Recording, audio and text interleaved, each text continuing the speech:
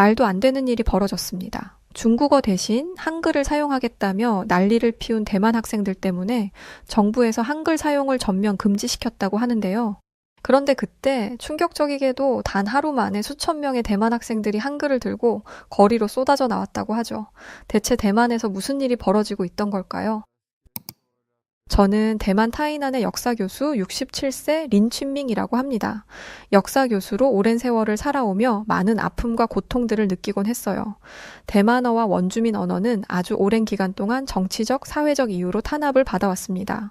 일제강점기 시절이던 1895년부터 1945년까지 일본이 대만을 식민지로 지배했었고, 이 시절에 일본어가 공용어로 사용하길 강요받으며 살아야 했죠. 이 과정에서 일본 정부는 대만 원주민과 대만어를 사용하는 한족에게 일본어 교육을 의무화하고 학교와 공공기관에서 일본어 사용을 강제했습니다. 이에 따라 대만어와 원주민 언어의 사용은 크게 줄어들 수밖에 없었죠. 여기서 문제는 대만어와 원주민 언어의 탄압이 단순한 언어 정책의 문제가 아니라 정체성과 정치적 통제의 문제라고 보여지고 있습니다. 일본 식민지 시기에는 일본 동화 정책의 일환으로, 국민당정부 시기에는 중국 중심의 국가 정체성을 강요하기 위한 수단으로 언어 탄압이 이루어졌다는 것이죠. 1945년 일본이 패망한 후 중국 국민당이 대만을 통치하게 되면서 대만 사회는 급격한 변화를 겪기도 했습니다. 특히 주목할 것이 국민당 정부는 대만의 중국화를 목표로 삼았고, 그 과정에서 북경어, 즉 중국 표준어를 강요받으며 유일한 공식 언어로 사용해야 했죠. 이 당시 중국 국민당 정부는 대만은 중국의 일부라는 이념을 강조하면서 중국 본토의 표준어를 북경어로 지정하며 행정, 교육, 언론 등 모든 공적 영역에서 이를 강제했습니다. 국민당 통치하에서 단순히 언어 통제뿐 아니라 대만의 정체성과 정치적 통제와 깊이 연결된 심각한 문제였죠. 저는 이런 현실들을 학생들에게 늘 알리기 바빴고, 현재 우리가 사용하는 이 언어의 중요성을 심어주는 것에 아주 급급했어요. 실제 우리 할머니께서는 세 개의 다른 언어로 사셔야 했죠. 이건 정말 복잡한 상황을 대변하는 것이었고, 그 시절의 고된 현실을 간접적으로나마 알 수 있었어요. 저는 제 할머니가 직접 겪으신 그 시대의 현실을 말해주며 대만의 복잡한 언어 정체성을 표현하기도 했습니다. 물론 제가 이렇게 설명을 아무리 한다고 한들 깊이 새길 학생들은 새기고 흘릴 학생들은 듣지 않는다는 것을 너무도 잘 알고 있었어요. 그러나 적어도 우리가 현재 이 언어를 사용하기까지 얼마나 깊은 역사가 있는지 역사학을 듣는 학생이라면 알아둬야 한다고 생각했습니다. 제게는 꼭 아지트 같은 비밀 연구소가 하나 있었어요. 그곳은 타이난 외곽에 위치한 아주 낡은 일제시대의 건물인데, 그곳에 저는 대만 언어 연구소 하나를 설립해뒀습니다. 저는 그저 말로만 역사를 떠드는 교수가 아니라 오랜 시간 동안 이 언어를 연구하고 지나온 역사를 되짚으며 살아왔고, 그런 제게 그 연구소는 아지트 같은 곳이었죠. 비밀 언어 연구소에는 대만어, 객가어, 원주민 언어를 기록하며 보존하고 있었고, 무려 30년의 노력이 담긴 소중한 보물 창고 같은 곳입니다. 제가 연구소까지 설립하며 30년간 이토록 애타게 언어를 기록하는 이유는 있었어요. 국민당 정부의 강력한 표준 중국어인 북경어 의무화 정책 속에서도 일부 학자, 언어학자, 문화 연구자들은 대만어와 원주민 언어를 보호하고 기록하려는 노력을 저처럼 조용히 이어오고 있었어요. 물론 정부의 검열을 피하며 아주 비밀리에 보존해야 했기에 비밀 아지트가 필요했던 것이죠. 전 사라져가는 언어들을 손 놓고 보고만 있는 게 너무 안타까웠습니다. 그래서 비밀리에 그 언어들을 기록하고 보존하는 작업을 수행하고 있었죠. 표준 중국어 강요에 대한 저항은 꽤나 암묵적이고 조용한 방식으로 이루어졌고 다양한 단계로 진행되었습니다. 1950년에서 1970년대에는 공식적으로 대만어와 원주민 언어의 출판이 금지되었지만 일부 문인과 가수들은 비공식적으로 대만어 노래와 문학을 남겼어요. 예를 들어 대만어 가요는 1970년대까지 금지되었지만 일부 음악가들은 전통 민요나 연극을 통해 대만어를 지속적으로 사용했죠. 또 문학 작가들은 표준 중국어로 글을 쓰되 대만어 표현을 은유적으로 삽입하는 방식으로 저항하기도 했어요. 학자들의 필사와 녹음 작업도 빼놓을 수 없었습니다. 일부 언어학자들은 대만어와 원주민 언어를 저처럼 연구하며 비공식적으로 사전을 제작하기도 했죠. 또 원주민 공동체에서는 어르신들의 구술을 녹음하여 구전 전통과 언어를 보존하려는 노력이 계속해서 이루어졌습니다. 제가 비밀리에 언어 보존을 하고 기록하는 것을 아는 사람은 정말 몇 명 없었지만 그 몇 없는 지인 중 한 명은 제게 이런 말을 하기도 했어요. 결과적으로 현재는 우리 언어를 사용하고 있고 다 지난 역사인데 굳이 보존하고 기록할 이유가 있어? 그걸 알아봐 줄 사람이 누가 있다고 그렇게까지 열정적으로 하는 거야? 내가 언뜻 알기만 한 게 30년이 넘은 것 같은데 아직도 하고 있다니까 놀라워서 그래. 누군가는 해야 할 일이라고 생각하거든. 우리의 지난 역사들, 그리고 귀한 언어를 찾기까지의 모든 과정들과 없어지고 사라지고 있는 이 언어들을 정말 누군가는 꼭 보존해야 한다고 생각해. 저는 이걸 알아달라고 하는 일이 아니었기에 누군가 저를 이해를 못해도 상관이 없었습니다. 어떻게 보면 제가 좋아서 자진해서 하는 일이기도 했으니 말이죠. 모두가 제게 이렇게 묻기도 했어요. 표준 중국어 의무화 정책에 조용히 저항하며 사라져가는 언어들을 도대체 어떻게 기록을 하는 거냐고 말이죠. 저들이 의문을 품을 정도로 물론 숱한 노력이 필요하긴 했습니다. 1987년 계엄령 해제 이후 대만 사회가 점차 민주화되면서 사라져가는 언어를 체계적으로 보존하려는 노력도 본격화되었습니다. 특히 핵심은 바로 디지털 아카이브 구축이었고 아주 중요한 역할을 하고 있죠. 대만어와 원주민 언어 디지털 아카이브 프로젝트는 국립대만대학, 중앙연구원, 국립청와대학 등의 연구기관들이 대만어 및 원주민 언어의 단어, 문법, 발음 등을 기록하는 프로젝트를 진행했어요. 또한 구술 역사 프로젝트로 원주민 공동체의 어르신들이 구사하는 언어를 녹음하고 이를 데이터베이스화하여 후대가 배울 수 있도록 했습니다. 대만어 및 원주민 언어의 단어와 발음을 쉽게 검색할 수 있는 온라인 사전을 만드는 등의 노력들이 이루어지고 있어요. 확실히 시대가 발전하니 고생하던 시절과 다르게 스마트하게 보존할 수 있는 기술들이 늘어나고 있는 것 같아서 참 다행이야. 제가 살아온 날들이 점점 더 많아질수록 시대는 발전했고 이제 더는 고생이 아닌 디지털 보존 기술을 활용할 수 있는 날이 오기도 했습니다. 최근에는 인공지능과 빅데이터 기술을 활용해 대만어 및 원주민 언어를 보존하는 프로젝트가 아주 활발히 진행되고 있죠. 음성인식 AI 개발로 대만의 여러 연구소는 AI 기반 음성인식 시스템을 개발하여 대만어와 원주민 언어를 자동으로 기록하고 분석하는 기술을 연구하고 있어요.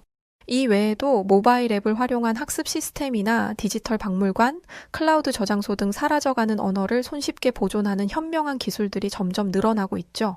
워낙에 언어에 대한 관심도 많고 열정도 많은 사람인데 우연히 제 눈에 한글이 보이던 그날 제 인생에는 정말 많은 변화가 시작되었습니다. 서울대 언어학과 조교수와의 학술 교류를 하며 아주 중요한 협력 관계를 맺게 되었어요. 조 교수는 한국어 및 기타 소멸위기 언어의 기록과 보존 연구에 강한 관심을 가지고 있었고 특히 대만의 대만어 및 원주민 언어 보존 연구와 여러 공통점을 공유할 수 있었습니다. 그간 그렇게까지 연구를 하고 보존하냐는 말만 듣다가 이렇게 마음 통하는 분을 뵙다니 정말 기쁘네요. 서로 도움을 주고받으면 좋은 결과가 있을 것 같아 기대가 큽니다. 잘 부탁드리겠습니다.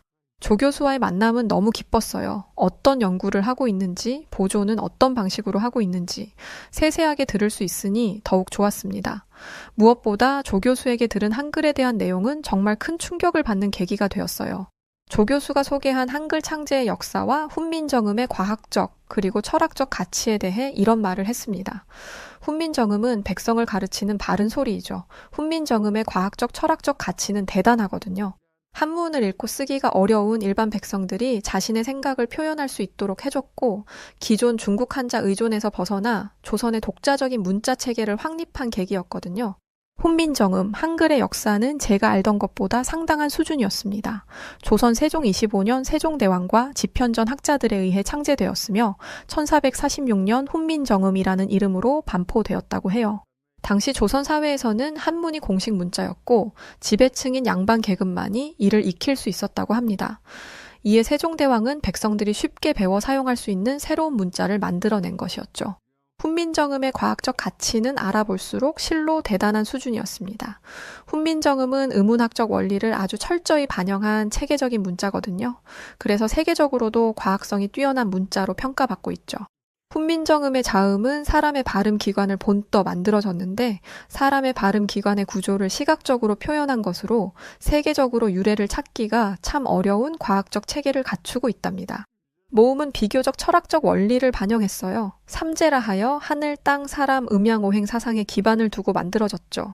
이렇게 만들어진 자음과 모음을 조합하여 글자를 만드는 방식을 적용한 것이 훈민정음이고 오늘날 자소 문자 중에서도 가장 효율적인 형태로 평가받고 있는 겁니다. 훈민정음 창제에는 단순한 문자 개발을 넘어 인간 중심적 철학과 민본주의 사상이 담겨 있어 충격을 받았어요. 세종대왕은 애민 정신이라 하여 백성을 사랑하는 마음으로 만든 것이죠. 조선시대는 신분제 사회였는데 훈민정음의 경우 지식의 평등을 추구한 아주 혁신적인 시도였다고 보여졌습니다. 조교수의 도움으로 훈민정음 해례본, 즉 설명서 서문을 보니 이런 내용을 강조하고 있었죠. 우리나라 말이 중국과 달라서 한자로는 제대로 표현할 수 없다. 이에 백성이 쉽게 익혀 사용할 수 있도록 새로운 문자를 만든다. 이는 문자 창제를 백성을 위한 공익적 사업으로 인식했음을 보여주는 내용이었고 가슴이 울리는 깊은 가치를 느끼게 되었습니다. 언어에서 주는 울림이라는 것이 바로 이런 거구나 싶으면서 대단한 역사를 가진 한국의 한글이 참 훌륭해 보였어요. 사실상 훈민정음은 한자 중심의 중국 문화권에서 벗어나 조선 고유의 독립적 문자 체계를 확립한 아주 중대한 사건이었습니다. 이전까지 조선에서는 모든 공식 기록을 한자로 작성했으나 훈민정음 창제 이후 조선어 문학과 서적이 활발하게 만들어졌죠. 실제로 훈민정음 덕에 문맹률을 낮출 수 있었고 교육을 대중화할 수 있었어요. 기존 한자 교육은 시간도 오래 걸리고 신분 계층에 따라 접근이 다소 어려웠지만 그에 비해 한글은 간단한 교육만으로 누구나 읽고 쓸 수 있는 문자였기에 학문의 저변이 넓어지는 계기였거든요. 전 조교수에게 들은 훈민정음 한글의 창제 정신과 그 가치에 정말 큰 영감을 받게 되었습니다. 이렇게 훌륭한 문자를 가진 한국은 실제로 1997년 유네스코의 훈민정음 해례본을 세계 기록유산으로 지정받기도 했죠. 실제 오늘날 한글은 디지털 시대에서도 가장 효율적인 문자로 사용되고 있기도 합니다. 한글 타자 속도가 빠르기도 하고 자음과 모음을 조합하는 방식이 디지털 코드화에 적합하여 세계적으로도 우수성을 주목받고 있죠. 수많은 영감 중에서도 제가 집중했던 것이 있었는데 그건 바로 한글이 다양한 발음을 아주 정확히 기록할 수 있는 능력이 있다는 것이었어요.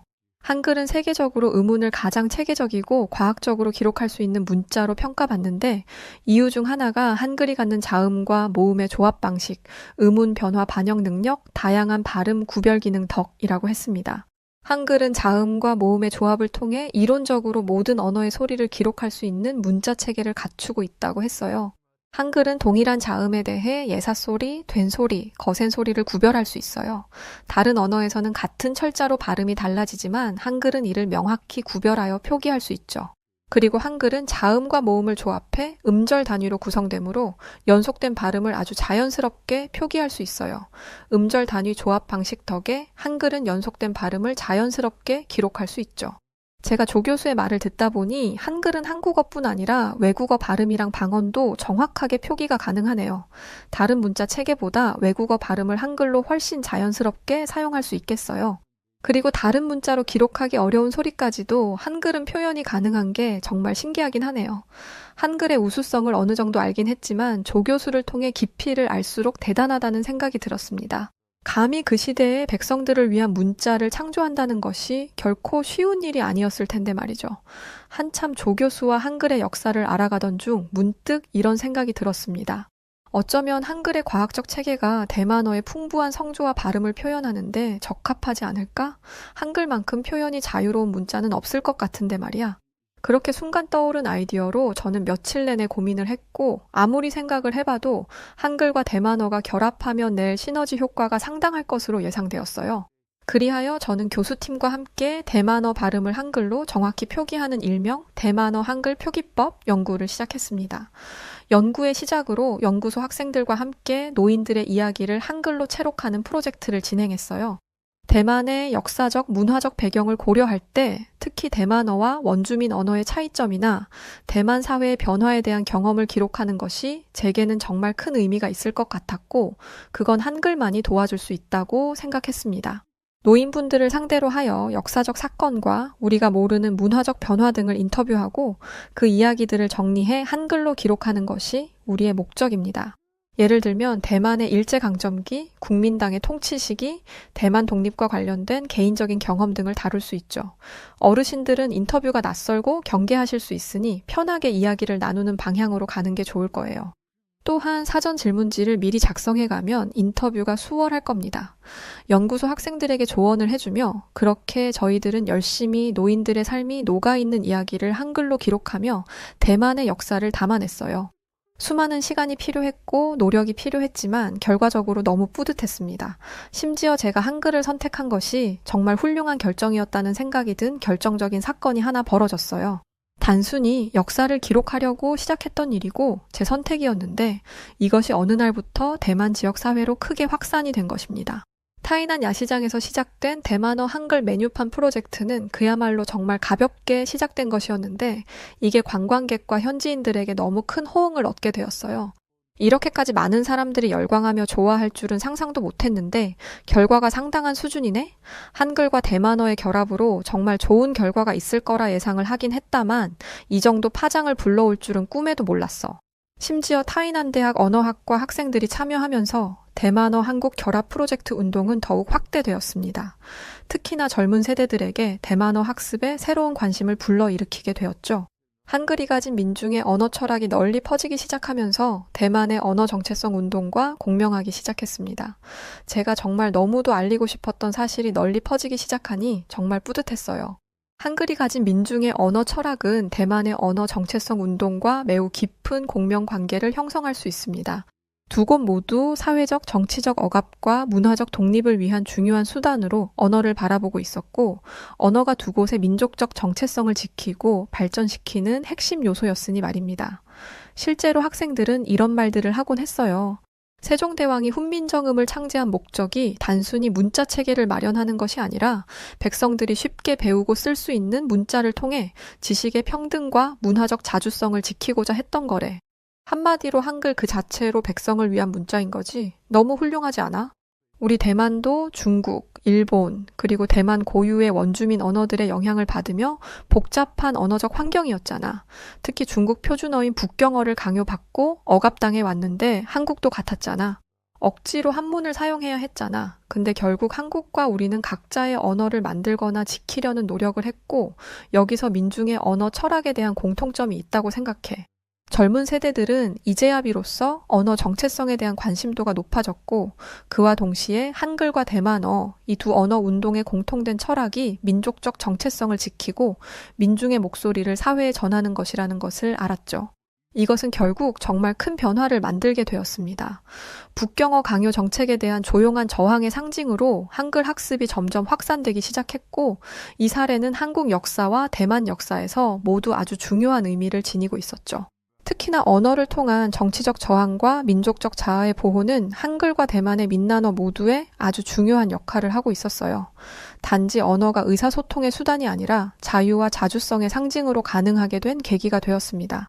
한글 학습이 조용한 저항의 상징으로 점점 더 확산된 이유는 그것이 단순한 교육 이상의 의미를 지니고 있었기 때문이죠.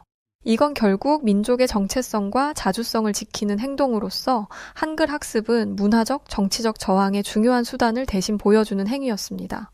전 이 과정에서 정말 많은 감정을 느끼게 되었어요. 큰 목소리를 내지는 못해도 모두가 같은 마음으로 저항을 하고 있으며 우리의 나라와 언어를 지키겠다는 굳은 의지가 투명하게 보였죠. 그리고 이내 정말 큰 정치적 사건이 벌어지고 말았습니다. 2014년 해바라기 학생운동이 벌어졌죠. 이 사건은 대만에서 벌어진 아주 중요한 정치적 사건으로 대만 사회의 민주주의와 정치적 자주성을 위한 중요한 전환점을 나타내고 있습니다. 이 운동은 대만의 학생들과 시민들이 중국과의 경제적 통합에 대한 우려와 민주주의를 지키기 위한 의지에서 출발한 대규모 시위였어요. 해바라기 학생운동은 대만의 정치적 독립성과 민주적 가치를 지키려는 강력한 사회적 행동으로 그 후 대만의 정치적 환경과 젊은 세대의 참여에 아주 큰 영향을 미치는 사건이었습니다. 수많은 학생과 시민들은 대만의 타이완 입법원에 있는 국회의사당 앞에서 농성을 벌였고 해바라기 모양의 배지를 착용하면서 해바라기 학생운동이라는 이름이 붙여졌습니다. 주도 세력이 대만의 학생들이었지만 이 운동은 대만 전역으로 확산되었어요. 학생들은 입법원의 점거뿐 아니라 시청과 민간 단체들과 협력하여 사회적 논의의 장을 마련한 대단한 사건이었습니다. 이건 그야말로 단순한 시위가 아니라 대만 민주주의와 자주성의 아주 상징적인 사건이었으며 중국과의 관계와 관련된 정치적 논의에서 아주 중요한 이정표를 세운 사건이었죠.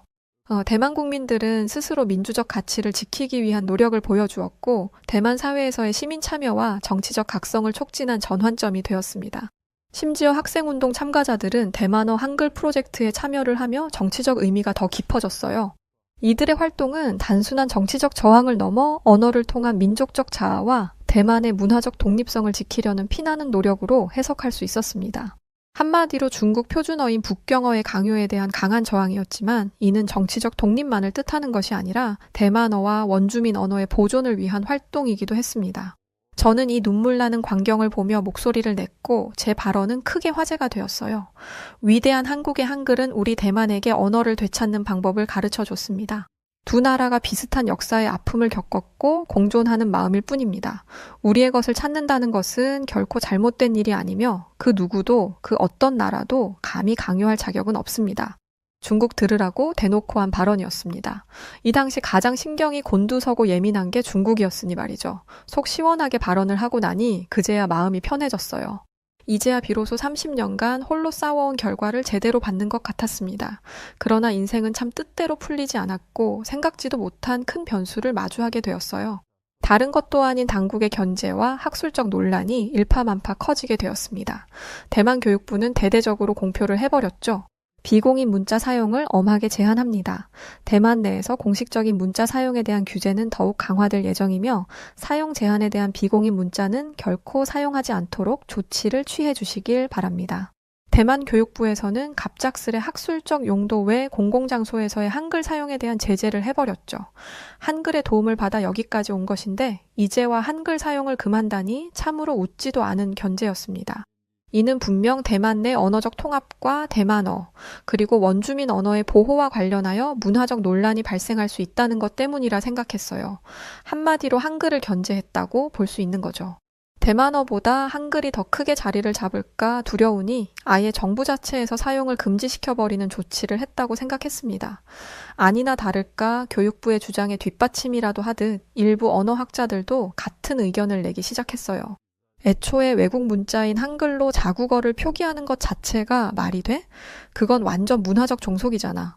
언어라는 게 단순히 의사소통의 도구도 아니고 그 사회의 가치관, 역사, 정체성을 다 담고 있는 건데 어떻게 외국 문자로 표기를 하겠어?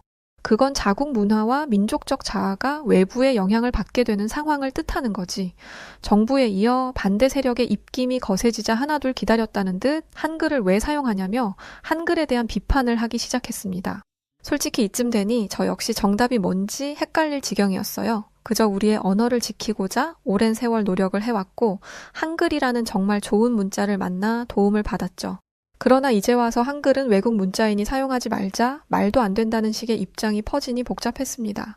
이때 교수 인생 처음으로 제 세계관이 흔들리게 되었어요. 내가 아무리 애쓰고 나서도 결국은 정부의 한마디면 다 끝나는 것을 뭐하러 그렇게 애간장 태우며 노력을 했을까?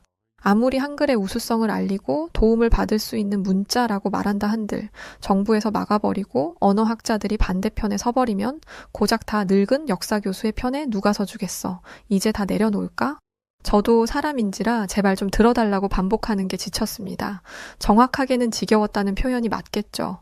어차피 말을 듣지도 않을 텐데 굳이 입 아프게 말해서 뭐 하나 싶었던 것 같아요. 그래서 정말 다 내려놔버리려던 바로 그때 완전 역전의 상황이 벌어지고 말았습니다. 대만 원주민 언어 보존 활동가들이 한글 표기법을 강력하게 지지하며 연대를 표명하기 시작했고 상황은 하루아침에 역전되었습니다. 한글을 단순히 외국 문자라고 바라볼 게 아니라 대만의 자존심과 독립을 지키는 유일한 수단으로 봐야 합니다. 현재 우리들은 역사적, 정치적 이유로 원주민 언어가 소멸 위기에 처해 있지 않습니까? 한글 표기법은 원주민 언어의 기록과 보급에 아주 중요한 역할을 할 수 있어요. 실제로 한글은 조선 민족이 일제강점기와 같은 위기 상황에서도 자신의 언어를 지키기 위한 도구였습니다. 한글과 대만 원주민 언어 간에는 음운적 특성이 비슷한 게 많아요. 한글은 음소 기반의 문자 체계로 각 자모가 발음을 정확하게 표현할 수 있죠. 대만 원주민 언어도 다양한 음운적 특성을 가지고 있고 이러한 발음을 아주 정확히 표기할 수 있는 한글의 특성을 도움받을 수 있는 겁니다. 단순히 외국 문자라 반대만 할 것이 아니라 정말 우리들에게 왜 필요한지 명확한 그 이유를 파악하고 이해하는 과정이 필요하지 않을까요? 원주민 언어 보존 활동가들은 제가 하고 싶은 모든 말들을 대신 해줬어요. 그들이 표명하는 모습을 뒤에서 가만히 지켜보기만 해도 정말 막힌 속이 뻥 뚫리는 것처럼 아주 시원했습니다. 그 역전의 상황을 끝까지 밀고 갔고 승리를 거머쥐게 되었어요. 참 그토록 바라던 일인데 막상 벌어지니 이상하게도 별 감정이 느껴지지 않았습니다. 그 후에도 저는 교수팀과 함께 한글을 어떻게 하면 조금 더 유용하게 이용할 수 있을지에 고민을 끝도 없이 이어갔어요. 그러다 문득 이런 생각이 들었습니다. 이제 디지털 시대이니 대만어랑 한글을 편하게 보존하고 표기할 수 있는 방법이 분명히 있을 텐데 무려 4개월간 머리를 싸매고 고민한 결과 디지털 시대에 알맞은 새로운 프로젝트를 내놨습니다. 그건 바로 대만어 한글 디지털 사전 앱을 출시한 것이었죠. 요즘 시대에 스마트폰을 사용하지 않는 사람은 없고 사전 직접 사서 보는 사람도 없을 겁니다. 대부분 스마트폰으로 검색하거나 PC를 통해 검색을 하죠. 이런 디지털 시대의 변화에 알맞게 더 편리하게 사용할 수 있는 앱을 출시한 것인데 생각보다 너무 큰 인기를 끌었습니다. 정말 간절히 필요한 사람들이 사용하길 바라는 마음에 개발한 것인데 무려 10만 다운로드를 돌파했죠. 교수팀과 외부 개발자 등이 협력하여 함께 만들어낸 앱이고 무엇보다 제 30년의 인생의 최종 결과를 담은 이 앱이 성공했다는 것이 말로 다 표현할 수 없는 기쁨을 느끼게 해줬습니다. 사라질 위기에 처했던 대만 고유 언어들이 한글 표기법을 통해 디지털 시대에 새롭게 기록되고 보존된 제 소중한 앱이죠. 이 긴 시간 동안 언어에 대해 저는 아주 많은 것을 느끼게 되었습니다. 제가 느낀 것을 제 학생들에게도 꼭 느끼게 해주고 싶었는데 앱을 출시하면서 교수로 살아오며 언어를 보존하려 목숨 걸었던 30년 세월을 모두 담아낼 수 있어서 떳떳하게 말을 할 수 있었어요. 언어는 단순한 의사소통 도구가 아니라 우리의 정체성과 역사의 그릇입니다. 문화와 가치관을 반영하는 중요한 요소이기도 하고 언어라는 것은 어떤 민족이나 국가의 역사적 경험, 사회적 구조, 정치적 환경을 고스란히 담고 있는 한 나라의 문화적 전통을 대대로 이어가게 만드는 아주 중요한 역할을 하는 것이 바로 언어입니다. 저는 제 학생들만큼은 꼭 언어 그 자체로 정체성과 역사, 문화를 담고 있는 중요한 그릇이라는 것을 알았으면 해요. 또 우리가 사용하는 언어를 통해 자신의 뿌리와 과거를 연결할 수 있고 미래의 세대에게 우리의 문화적 유산을 전달할 수 있다는 것도 말이죠. 결국 대만의 언어 다양성이 한글이라는 것을 알 수 있었고 이를 통해 새 생명을 얻고 소수 언어의 보존과 문화적 자아 회복의 희망을 만들 수 있었습니다. 대만어와 한글의 결합은 단지 언어 보존을 넘어 문화적 다양성을 확신시키고 언어적 다름을 존중하는 세계적인 연대를 이루는데 아주 큰 기여를 했다고 저는 생각해요. 또한 대만어와 한글의 상호 이해와 교류를 촉진하는 데 중요한 역할도 했죠. 오직 한글 덕에 언어 소멸도 막고 보존도 할 수 있었고 미래 세대에게 언어적 자산을 남길 수 있게 되었습니다. 한국은 우리를 무시했습니다. 이대로 있으면 절대 안 돼요. 현재 베트남 현지에 한국을 보이콧하자며 소규모의 시위들이 슬슬 벌어지고 있는 가운데 베트남 최고 대학인 하노이 대학교에 초빙되어 왔던 베테랑 국제 외신 기자가 베트남 학생들을 상대로 충격적인 이야기를 하기 시작했고 현장에 있던 베트남 학생들은 큰 충격을 받은 듯 아무 말 못하고 있었다는데요. 과연 베트남 현지에서 대체 무슨 일이 벌어지고 있던 것인지 오늘 사연 지금 시작합니다. 제 마음속의 고향, 한국인 여러분, 저는 베트남에 살고 있는 응후옌 티 미양이라고 합니다. 현재 베트남 국영방송 VOV에서 외신 기자로 일하고 있어요. 매일 전 세계의 다양한 소식을 전하며 진실에 기반한 보도를 위해 노력하고 있죠. 사실 기자가 되기까지의 제 이야기는 조금 특별한데요. 어린 시절 저는 부모님을 사고로 잃고 하노이에 위치한 작은 고아원에서 자랐어요. 부모님이 계셨다면 따뜻한 집밥을 먹으며 평범한 일상을 누렸을 수도 있었겠죠. 그럼 지금의 저도 좀 더 나긋나긋하고 말랑말랑한 삶을 살았을지도 몰라요. 하지만 제 현실은 달랐습니다. 어린 마음에 부모님을 잃은 슬픔보다 매일 찾아오는 외로움과 배고픔이 더 컸죠. 그런 저에게 항상 따뜻한 위로를 주셨던 분이 한 분 계세요. 바로 고아원 근처에서 작은 한국 식당을 운영하시던 한국인 아주머니였는데요. 아주머니는 매주 주말마다 저희 고아원을 찾아오셔서 뜨거운 국과 밥을 나눠주시곤 하셨어요. 아주머니의 따뜻한 마음이 담긴 음식과 그 안에서 느껴지는 손맛은 마치 제게 부모님의 온기처럼 느껴지고는 했죠. 어느 날 왠지 모르게 그날따라 제 신세가 너무 서글프게 느껴지던 날이었어요. 저는 혼자 울적해하다 결국 몰래 고아원을 빠져나와 한국인 아주머니의 식당을 찾아갔죠. 아무리 작은 식당이라도 그곳은 제게 천국처럼 느껴져서 그랬던 것 같아요. 주방에서 분주히 움직이시던 아주머니는 갑자기 나타난 저를 보고 살짝 놀라셨지만 곧 미소를 지으며 저를 맞아주셨죠. 미양, 여기서 뭐하니? 고아원에 있어야 하는 거 아니니? 아주머니의 따뜻한 목소리에 저는 우물쭈물하면서 대답했죠. 그냥 여기가 좋아서요. 아주머니는 제게 더 많은 것을 묻지 않으셨어요. 그리곤 그냥 식당 한 켠에 앉아있게 해주셨죠. 따뜻한 밥도 차려주시고요. 아무 말씀도 않으셨지만 그거야말로 오히려 제게는 그 무엇보다도 큰 위로였습니다. 그렇게 시간이 지나며 아주머니와의 인연은 조금씩 깊어졌습니다. 저는 식당 한쪽 구석에 앉아 아주머니가 틀어주신 한국 드라마를 보며 점점 새로운 세계에 빠져들었죠. 물론 언어는 하나도 알아듣지 못했지만 화려한 장면들과 빠르게 오가는 대사들이 마치 마법처럼 느껴졌어요. 그렇게 자라며 아주머니는 저에게 한국어를 가르쳐 주시기 시작했습니다. 처음엔 간단한 단어들부터 시작했지만 나중엔 짧은 문장도 배울 수 있었죠. 미양, 이건 감사합니다 라는 인사말이란다. 누군가에게 고마울 땐 이렇게 말하는 거야. 아, 감사합니다? 이거 맞아요? 와, 정말 잘했어. 우리 미양이 천재였네.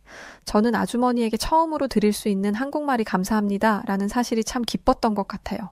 그렇게 아주머니와 함께한 시간은 제게 단순한 언어 공부 이상의 의미였죠. 어쩌면 그냥 밥 한 그릇이나 드라마 한 편보다도 한국어를 배우면서 저는 어딘가에 속해 있다는 안정감을 느낄 수 있었던 게 제일 좋았던 것 같아요. 제가 이렇게 잘할 수 있었던 것도 바로 아주머니 덕분인데요. 여느 때처럼 아주머니와 함께 식당 텔레비전으로 한국 드라마를 보던 중 화면 속에서 마이크를 들고 뉴스를 전하는 아나운서를 본 순간 저는 마음이 흔들리는 것을 느꼈어요. 그분은 단정한 옷차림으로 카메라를 똑바로 바라보며 세상을 향해 중요한 이야기를 전달하고 있었죠. 저는 스스로에게 물었습니다. 나도 저렇게 될 수 있을까? 내가 본 세상, 내가 느낀 이야기를 다른 사람들에게 전할 수 있을까? 그 질문은 제가 기자라는 꿈을 꾸게 된 출발점이 되어주었죠. 어린 시절 제게 따뜻한 밥과 한국이라는 문화를 알게 해주신 식당 한국인 아주머니. 그분이 없었다면 저는 지금의 저로 성장하지 못했을지도 몰라요. 저는 그렇게 꿈을 품고 무탈히 성장했습니다. 아주머니 덕분에 말이에요. 저는 대학을 졸업한 후 꿈에 그리던 VOV 국영 방송국에서 외신 기자로 일하게 되었어요. 세계 각국의 소식을 베트남에 전하고 베트남의 목소리를 세상에 알리는 역할을 맡으면서 매일이 도전이었죠. 하지만 제가 제일 기쁘고 반가운 소식은 언제나 바로 한국의 소식이에요. 한국이라는 이름만 들어도 가슴이 따뜻해지는 것 같죠. 특히 최근 몇 년간 한국 콘텐츠는 세계적으로 엄청난 열풍을 일으키며 베트남에서도 큰 화제가 되고 있는데요. BTS의 음악, 기생충 같은 영화, 그리고 오징어 게임 같은 드라마들이 모두 글로벌 콘텐츠로 자리 잡았으면서 베트남에서도 한국 이야기를 많이 하게 되었어요. 저도 기자로서 한국 관련 콘텐츠를 다룰 기회가 많아졌으니 참 기쁜 일이죠. 특히 최근 넷플릭스를 통해 공개된 오징어 게임 2는 그야말로 새로운 역사를 쓰고 있어요. 전 세계적인 흥행 기록을 경신하며 다시 한번 한국 열풍을 일으키고 있죠. 베트남에서도 오징어 게임 2는 연일 화제예요. 가족과 친구들이 모이면 자연스럽게 대화 주제로 오를 정도였으니까요. 하지만 며칠 전 출근길에 스마트폰으로 뉴스를 확인하던 중 저는 이상한 소식을 접했습니다. 오징어 게임 2의 한 대사가 베트남 커뮤니티에서 논란이 되고 있다는 내용이었었는데요. 기사 제목은 이랬습니다. 오징어 게임 2의 부적절한 대사, 베트남인들 분노하다. 헉, 이게 무슨 소리지? 싶었어요. 내용을 읽어보니 드라마의 한 캐릭터가 베트남 전쟁과 관련된 농담 같은 대사를 했고 이 대사가 일부 베트남인들에게는 불쾌하게 받아들여졌다고 하더군요. 커뮤니티에서는 한국이 베트남을 무시했다는 의견이 퍼지고 있었고 일부는 한국의 오징어 게임 2 보이콧 운동을 시작해야 한다고 주장하고 있었습니다. 보이콧? 한국 콘텐츠를? 말도 안 돼. 믿기지 않았어요. 오징어 게임 2는 단순히 한국 드라마가 아니라 전 세계적으로 사랑받는 작품이었으니까요. 하지만 논란은 생각보다 빠르게 확산되고 있었죠. 그날 저녁 SNS를 확인하니 베트남 커뮤니티 곳곳에서 이런 해시태그가 떠오르고 있었어요. 샵 오징어 게임 2 보이콧, 샵 한국 불매운동, 샵 베트남 존중 필요. 커뮤니티에서도 한국에 대한 비판적인 글들이 이어졌고요. 한국은 베트남을 비웃고 있다. 우리가 이 드라마를 보며 기뻐해야 하는 이유가 무엇인가? 사실 그렇게 받아들일 대사도 아닌 것 같았는데 왜 저러지 싶으면서도 상황은 이미 점점 심각해지고 있었어요. 저는 기자로서 이 사태를 어떻게 다뤄야 할지 고민에 빠졌죠. 다음 날 회사에서 상사와 논의한 끝에 저는 이 문제를 더 깊이 취재해보기로 결정했습니다. 한국을 사랑하지만 개인적인 감정을 떠나 이 문제를 객관적으로 보고 싶기도 했고요. 하지만 그때는 몰랐습니다. 이 일이 단순한 논란이 아니라 베트남 내 한국에 대한 감정과 역사적 관계까지 건드리는 민감한 주제로 번질 거라는 사실을요. 다음 날 아침 저는 평소처럼 출근길에 오토바이를 타고 거리를 지나고 있었습니다. 하노이의 붐비는 도로는 늘 활기가 넘쳤지만 그날은 이상하게 긴장감이 감돌고 있었어요. 좁은 골목길로 접어들자 저 멀리 사람들이 모여있는 모습이 눈에 들어왔습니다. 깃발을 들고 서 있는 젊은 베트남인들이었죠. 저는 가던 길을 멈추고 그들 가까이로 다가갔습니다. 무언가 대화를 시도해야 한다고 느꼈어요. 기자로서도 그리고 한국에 특별한 애정을 가진 사람으로서도 이 상황을 그냥 지나칠 수 없었죠. 안녕하세요. 저기 혹시 무슨 일이 있나요? 제 말을 들은 청년들은 저를 돌아봤습니다. 대부분 20대 초 중반으로 보이는 사람들이었죠. 그중 한 명이 한 걸음 앞으로 나서며 저를 쏘아보았어요. 그러더니 대뜸 절 위협하는 겁니다. 자기를 막으려고 하냐고 화를 내면서 말이에요. 저는 침착하게 말을 이어갔습니다. 아니요, 저는 기자입니다. 당신들의 목소리를 듣고 싶어서 다가왔어요. 왜 보이콧을 하려는 건가요? 그러자 조금 기가 꺾인 다른 청년이 분노 섞인 목소리로 말했습니다. 한국은 우리 베트남을 무시했어요. 오징어 게임 2에서 우리 역사를 조롱했잖아요. 한국인들이 우리를 어떻게 생각하는지 이번에 확실히 보여줬어요. 그러니 우리가 가만히 있을 수 없죠. 생각보다 강경한 태도, 그들의 분노는 진심이었습니다. 하지만 저는 대화를 통해 그들의 생각을 조금이라도 바꿔보고 싶었어요. 알아요. 그 대사가 불편하게 들릴 수도 있었을 거라는 걸요. 하지만 여러분이 한국을 보이콧하면 어떤 결과가 나올지 생각해 본 적 있나요? 아니, 당신도 베트남 사람 아니에요? 이상하네? 왜 우리 편이 아닌 것 같은 기분이 들지? 우리의 목소리를 전할 생각이 아니라면 그냥 갈 길 가세요. 상관하지 말고. 저도 베트남 사람 맞아요. 그런데 이건 아닌 것 같다는 생각이 들어요. 여러분들 지난 태국 사례 보신 적 없어요? 태국이 한국을 보이콧했다가 무슨 일을 당했는지 아세요? 제가 말을 꺼내자 청년들은 서로 수군거리며 고개를 갸웃대더군요. 알게 뭐예요? 그게 우리랑 무슨 상관이라고. 쓸데없는 소리 하지 말고 그냥 가시라고요. 방해하지 말고. 저는 청년들에게 뼈아픈 사실을 말해주었어요. 예전에 태국에서도 비슷한 일이 있었어요. 한국에서 불법 체류자 문제로 태국인을 입국 금지했더니 태국인들은 한국 불매운동을 벌였죠. 하지만 결과는 어땠을까요? 당시 한국을 비난했던 태국 정치인들의 망언은 국제적으로 큰 반발을 샀고 많은 한국 기업과 투자자들이 태국 시장에서 발을 빼기 시작했어요. 관광업은 특히 큰 타격을 입었죠. 태국을 방문하는 주요 외국인 관광객 중 큰 비중을 차지하던 한국인들의 발길이 줄어들면서 관광지와 상인들은 경제적 손실을 입게 됐고요. 또한 태국 내 한국 브랜드의 철수와 더불어 한국과의 협업을 통해 얻을 수 있었던 이득을 문화적으로도 경제적으로도 놓치게 되면서 태국인들 사이에 후회와 아쉬움의 아우성이 퍼졌던 이야기는 유명한 이야기예요. 결국 태국은 자국의 경제와 이미지를 되살리기 위해 한국에 공식적으로 사과해야 했다고요. 저는 말을 이어갔습니다. 지금 우리 베트남이 한국을 보이콧하면 똑같은 일이 여기에도 벌어질지 몰라요. 정말 이렇게까지 해야겠어요? 하지만 청년들은 제 말을 귓등으로도 안 듣더군요. 아니, 듣지 않고 있었을지도 모르죠. 베트남 사람들의 습성은 자신에게 좋은 것만 들으려고 하는 습관이 있으니까요. 제가 무슨 말을 하든 베트남 청년들은 손사래를 치면서 이렇게 말했습니다. 아이, 몰라요. 빨리 가라고요. 우리 한국 없어도 잘 먹고 잘 사는데 무슨 이상한 소리를 하고 그래요? 그런 식으로 생각하니까 베트남이 항상 당하기만 하는 거예요. 한국의 행동은 질타받아야 돼요. 한국이 우리를 무시했는데도 이렇게 조용히 넘어갈 수는 없잖아요. 우리가 반대로 이젠 한국을 응징할 차례라고요. 그 말에 다른 청년들도 동의하며 고개를 끄덕였습니다. 분위기는 점점 격해졌고 저는 더 이상 대화를 이어가는 것이 어렵다는 걸 느꼈죠. 가슴이 답답했어요. 빨리 꺼져요. 끼어들지 말라고요. 베트남 기자면 뭐해? 한국 편을 드는 사람은 필요 없어요. 그들의 태도는 단호했어요. 저는 결국 어쩔 수 없이 한 발짝 물러서야 했죠. 하지만 마음이 무거웠습니다. 그들의 분노와 상처는 이해할 수 있었지만 이런 방식이 진정으로 베트남과 한국 사이에 도움이 될 것이라고는 생각하지 않았으니까요. 출근길에 다시 오토바이를 타면서 저는 스스로에게 질문을 던졌습니다. 이 문제를 해결할 방법은 없는 걸까? 저 어리석은 분노를 잠재우고 대화를 이어갈 방법은 정말 없는 걸까? 라고요. 그날은 하루 종일 무거운 마음으로 일을 했습니다. 하지만 이 문제를 외면할 수는 없었죠. 결국 저는 결심했어요. 이 문제의 근본 원인을 찾아내고 가능한 모든 방법을 동원해 진실을 알리기로 말이죠. 시위를 목격한 다음 날, 저는 사무실로 돌아와 본격적으로 베트남의 상황을 조사하기 시작했어요. 컴퓨터 앞에 앉아 관련 뉴스와 SNS 반응을 샅샅이 살펴보며 이 논란이 단순한 여론을 넘어 사회적 움직임으로 번질 수 있다는 것을 깨달았죠. 주요 포털 사이트와 커뮤니티에는 한국을 비난하는 기사가 쏟아지고 있었어요. 오징어 게임 2, 베트남을 조롱한 대사 논란, 한국 콘텐츠는 베트남을 무시하고 있다. 언론 기사들의 제목만 봐도 대중의 분노를 자극하려는 의도가 명확해 보이더군요. 기사 내용 중에는 한국과의 관계를 부정적으로 묘사한 거짓된 인터뷰와 과장된 정보가 포함된 경우도 많았어요. 예를 들면 한 기사는 한국의 유명 연예인이 베트남을 비하했다는 익명의 인터뷰를 인용했지만 그 인터뷰 내용은 사실 여부가 확인되지 않은 허위 정보였고요. 하지만 더욱 충격적인 것은 일부 한국을 평소 부정적으로 보던 베트남 언론사에서 나섰다는 거였죠. 그들은 베트남 축구를 동남아시아 최강으로 끌어올렸던 박항서 감독을 비난했던 곳으로도 유명한 곳인데 그 언론사에서 글쎄 금전적인 거래로 허위 인터뷰를 조작하고 있다는 소문들이 기자들 사이에서 돌았습니다. 관련 내부 자료를 익명의 제보자로부터 입수한 후 저는 경악을 금치 못했죠.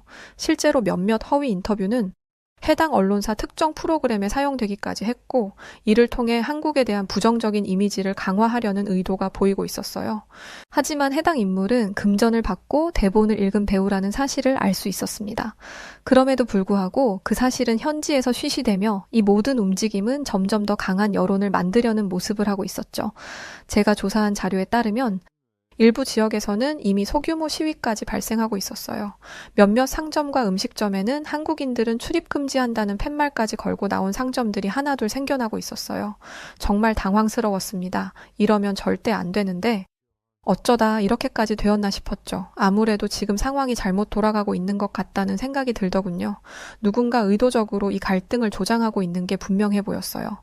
그날 밤 사무실에서 홀로 남아 모든 자료를 정리하며 저는 점점 더 큰 무게감을 느꼈습니다.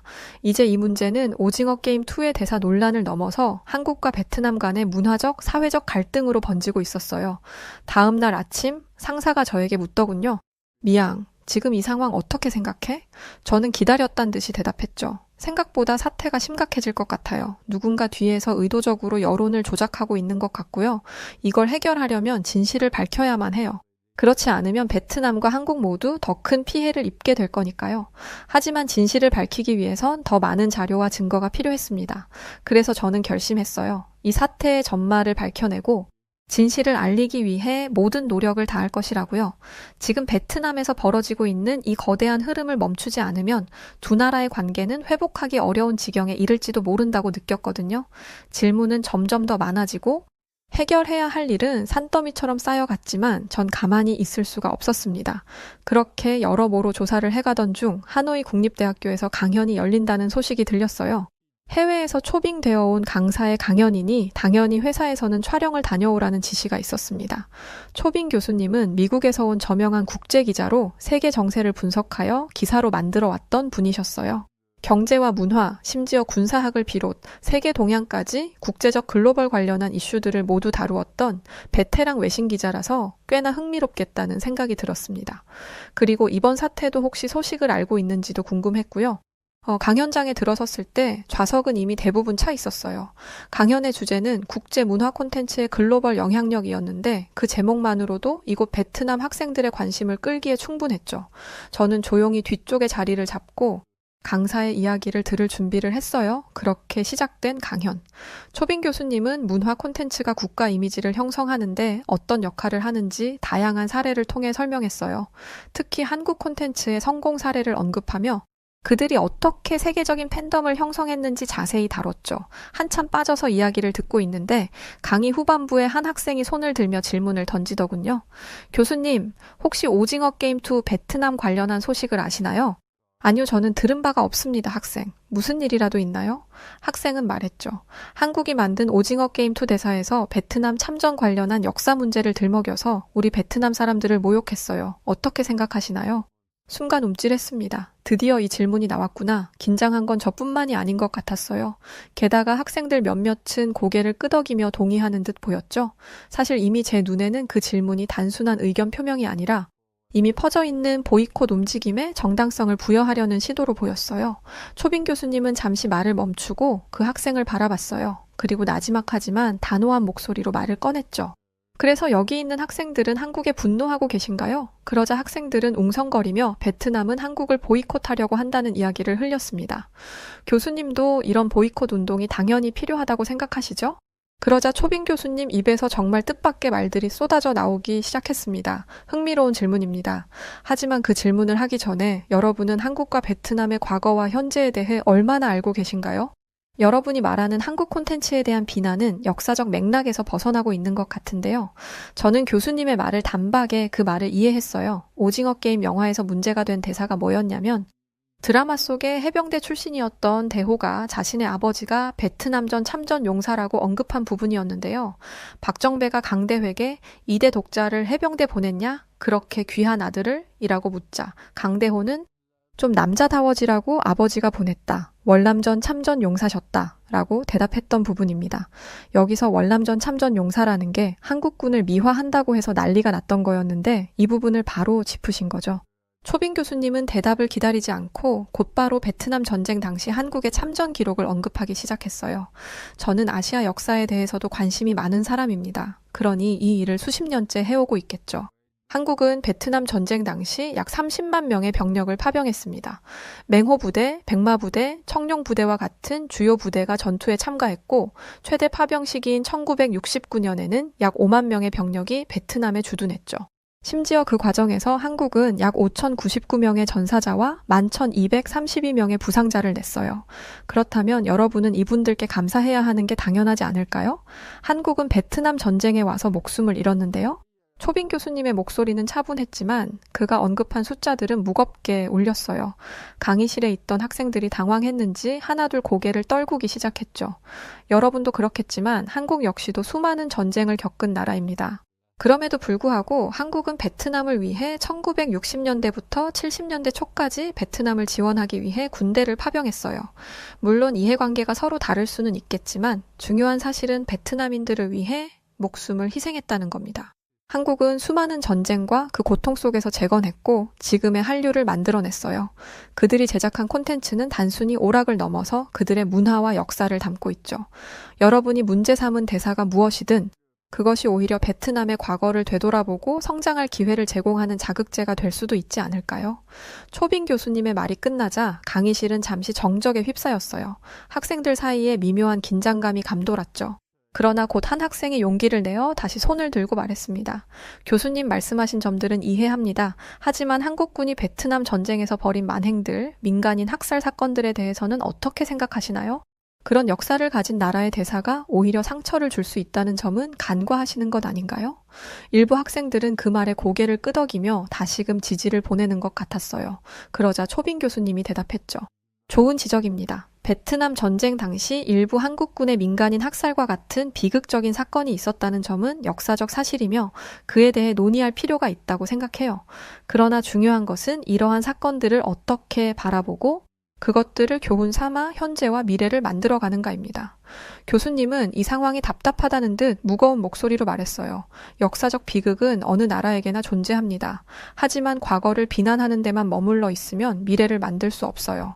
한국은 베트남 전쟁 이후로도 자신들의 잘못을 되돌아보고 베트남과의 관계를 회복하기 위해 많은 노력을 해왔습니다. 1992년 한국은 베트남과 국교를 정상화했고 그 이후로 양국은 경제, 문화, 외교적으로 긴밀한 협력을 이어가고 있다고 알고 있어요. 한국 정부와 민간 단체들은 피해 지역의 학교와 병원을 설립하며 보상과 화해를 위해 지속적으로 노력해왔죠. 한국은 역사를 부정하지 않는 국가입니다. 옆 나라인 일본처럼 역사를 왜곡하지도 않고 잘못에 대해서는 인정하고 그것을 보상하기 위해 여러 가지 방면으로 노력하고 있는 참된 국가 중 하나로 해외에서는 인식하고 있어요. 학생들 한번 생각해 보세요. 과연 정말로 한국이 베트남을 무시하려는 의도로 삽입된 것일까요? 아니면 한 나라의 군인이 자신의 가족사와 역사를 자연스럽게 언급한 것일까요? 한국 드라마 제작진이 의도적으로 베트남을 비난하려는 목적으로 그런 대사를 썼다고 정말로 믿으십니까? 여러분은 왜 수십 년간의 양국 노력을 무산시키려 하죠? 학생들은 더 이상 아무 대답도 하지 못했어요. 초빙 교수님은 한숨을 내쉬며 마지막으로 강조했죠. 우리는 역사를 통해 배워야 합니다. 하지만 그 배움이 증오와 분열을 낳아서는 안 된다는 것을 기억하세요. 특히 한국을 보이콧하겠다는 그 선택이 여러분의 문화와 국가에 어떤 이익을 가져다 줄지 깊이 고민해 보시기 바랍니다. 강연장의 분위기는 다시 침묵으로 가라앉았고 이내 여기저기서 조심스러운 박수가 터져 나왔습니다. 일부 학생들은 서로 고개를 끄덕이며 작게 대화를 나눴고 몇몇은 여전히 복잡한 표정으로 깊은 생각에 잠겨 있었죠. 저는 초빙 교수님의 말에 감탄했습니다. 그날 강연은 지식 전달 그 이상의 것이었어요. 우리가 서로의 역사와 상처를 바라보는 태도에 대해 다시금 생각하게 만든 중요한 순간이었죠. 수십 년간의 국제기자 경험이 느껴졌어요. 그렇게 성공적으로 강연은 끝났지만 저는 여전히 마음이 무거웠습니다. 강연에서 나온 이야기는 베트남 학생들에게 분명 경종을 울렸을 거예요. 하지만 여전히 베트남 사회에 퍼진 반항 감정과 보이콧 움직임은 쉽게 사라지지 않을 거라는 사실을 잘 알고 있었죠. 강연 후 집으로 돌아오는 길, 지난 한국 보이콧과 관련한 태국과 인도의 사례가 머릿속을 스쳤습니다. 인도가 한때 한국의 삼성기업 파업을 시도하며 적대적인 태도를 보였을 때 그 결과는 참담했죠. 인도의 파업 사태는 경제와 문화 교류는 물론 한국과의 단절로 인해 큰 손실을 입었고 결국 자신들의 선택을 후회하며 관계 회복에 나서야 했거든요. 태국 또한 입국 금지를 빌미로 한국 불매운동을 시도하며 보이콧했지만 시간이 지나 그들의 실책을 인정할 수밖에 없었고요. 우리 베트남이 태국과 인도처럼 후회할 선택을 하지 않기를 바라는 마음뿐이었어요. 저는 그날 밤 방송국에 돌아와 베트남의 보이콧 움직임이 가져올 파장을 경고하는 기사를 썼습니다. 한국이 베트남의 중요한 경제적, 문화적 파트너임을 강조하며 감정적으로 내린 결정이 베트남의 미래에 어떤 영향을 미칠지 냉철하게 분석한 글이었죠. 하지만 이상하게도 제가 쓴 기사는 매번 발행이 되지 않았어요. 초고를 제출할 때마다 편집 시스템에서 알 수 없는 이유로 삭제되었고 메일로 보낸 원고도 소리 소문 없이 사라졌죠. 처음에는 단순한 시스템 오류인 줄 알았지만 반복되다 보니 누군가 의도적으로 기사를 막고 있다는 생각이 들기 시작했습니다. 제가 쓰는 글의 내용이 불편한 진실을 건드렸던 걸까요? 아니면 이미 베트남 내에서 반한 여론이 너무 강해 어떤 식으로든 진실이 묻히는 상황이 온 걸까요? 방송국 동료 몇몇에게 조심스럽게 물어봤지만 다들 예민한 사안이라며 조용히 넘어가자고만 했습니다. 이 일을 지속할수록 제 위치가 위태로워질 수도 있다는 걱정을 감출 수 없었죠. 문득 그런 생각도 들더군요. 내가 옳은 일을 하고 있는 걸까? 저는 컴퓨터 화면을 바라보며 조용히 한숨을 내쉬었습니다. 무거운 현실 앞에서 마음은 복잡했지만 베트남이 감정적인 선택으로 미래를 그르치는 일이 없기를 바라는 마음만은 분명했죠. 기사가 발행되지 않더라도 진실을 알리고자 하는 노력은 멈추지 않을 겁니다. 저는 오랜만에 한국인 식당 아주머니의 가게를 찾아갔어요. 그동안 바쁘다는 이유로 얼굴을 자주 비추지 못했는데 참 죄송한 마음이 가득 들었습니다. 저를 보며 반겨주는 아주머니는 제 표정을 지그시 보시더니 뭔가 알겠다는 듯 아는 채로 제 등을 쓰다듬어 주셨어요. 그리고는 속삭이듯 말씀해 주셨죠. 괜찮아, 모든 일은 다 잘 될 거야. 괜찮아, 괜찮아. 순간 눈물이 흘렀습니다. 그날 저는 아주머니가 만들어주신 국수를 먹으며 제 작은 목소리가 베트남에 닿을 수 있도록 노력할 것이라는 다짐을 했습니다. 부디 제발 우리 베트남이 태국과 인도처럼 한국과의 관계를 망치는 바보 같은 선택을 하지 않기를 정말 두 손 모아 기도해봅니다.